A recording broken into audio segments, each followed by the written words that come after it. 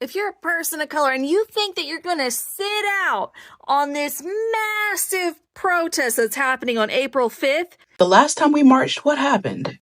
They tear gassed us, shoved elders to the ground, committed vandalism, and then blamed us. I hesitate to tell you all this last and final reason a lot of us, especially Black women, don't rock with y'all in these marches anymore and why we're not going to march is because a lot of us remember the Women's March. Remember after y'all couldn't get it together to vote for Hillary, how everybody got into knitting the pussy hats and making the signs with the Etsy fonts? Yeah, a lot of us remember that. But you know what? Back when we were gullible still, it looked like solidarity. But deep down, and as it turns out, it was just a performance now, wasn't it? And here's the part I think a lot of people don't want to say out loud. And I realize it now. A lot of palm-colored women that marched in that march, you marched like the march was the mission. The postcard writing parties, and you go to the marches, and to you, you have ticked the box. You have done your part for democracy. You think that's the hard part, but it's not. Some of y'all did keep fighting. Some of you did keep fighting. But a lot of y'all went home, you took off your pussy hats, and you voted the way your husband did. Or you stayed at home. Or you never talked about women's liberation, your rights, your daughter's rights at the dinner table or around family gatherings, especially with the people that you knew were fighting against those very rights because you didn't want to make trouble. You don't talk politics at family gatherings. If y'all could channel even half of y'all's Karen energy into developing some internal power and political will, we could have been out of this mess. Meanwhile, y'all want Black women to still be out here holding a bag, and y'all got the nerve to be in my comments asking me what I'm doing. Y'all still looking for Kamala, who's being very nice to y'all, by the way. So we all know April 5th, Black people decided to stay at home. White people tried to send a message to Black people after they saw that Black people were literally sitting this one out and they were deciding they are going to take a compound decision to stay at home. Now that the whites have seen the Black people have stayed at home, they are coming out to speak. However, ladies and gentlemen, before we even go into how the protest went, I want us to remind ourselves one last time why Black people refused to go for this protest in the first place. And before anybody starts romanticizing protest, let me just say it plain as day. No confusion. We are not going out there. But the last time we marched, what happened? They tear gassed us, shoved elders to the ground, committed vandalism, and then blamed us. They shot our kids, and then had the nerve to call us violent. We showed up with our voices. They showed up with riot gear. We screamed, "Don't shoot," and they loaded that clip anyway.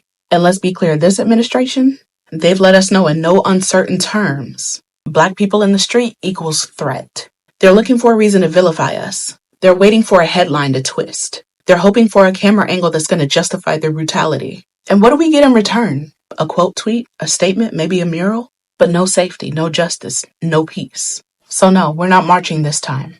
We're not going to give them the photo op that they so desperately want. We're not playing into that cycle. We're not going to give them the excuse that they're so desperate for. We're protecting our people.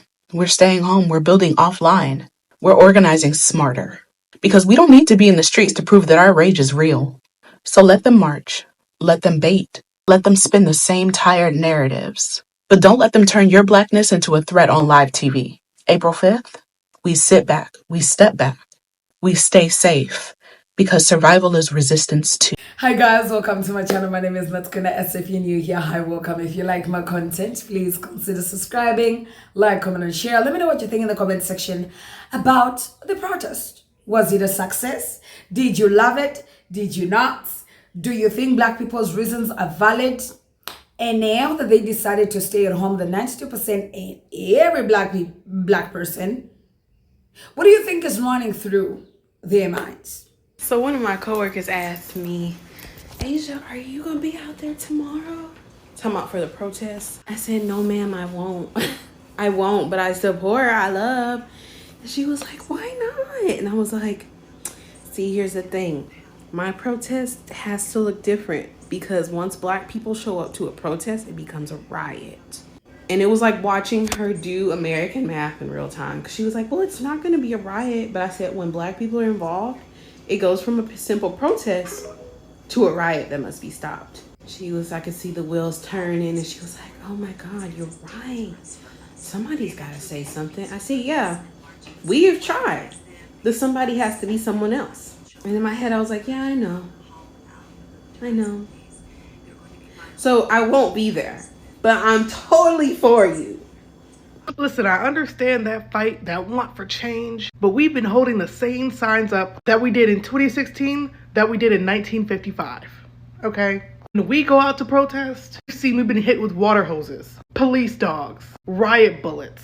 And we saw 1,500 people storm the Capitol, beating police officers, tasing them, hitting them with poles, breaking into that building with zip ties in their back pockets, smearing feces on the wall, threatening the lives of senators.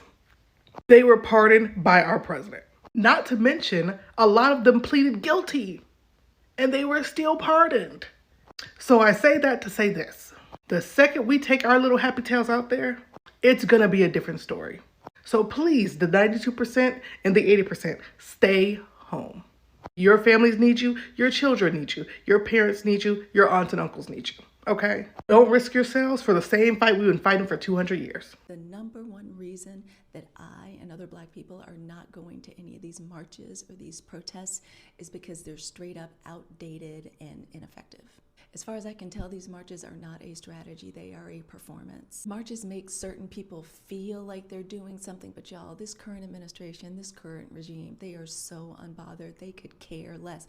And that's the whole purpose, to affect change, to make things happen. And if y'all think that any gathering of any people carrying signs is going to change the current administration's thinking, their policy, y'all are crazy. We could recreate the March on Washington word for word, step for step, and it would still yield absolutely nothing.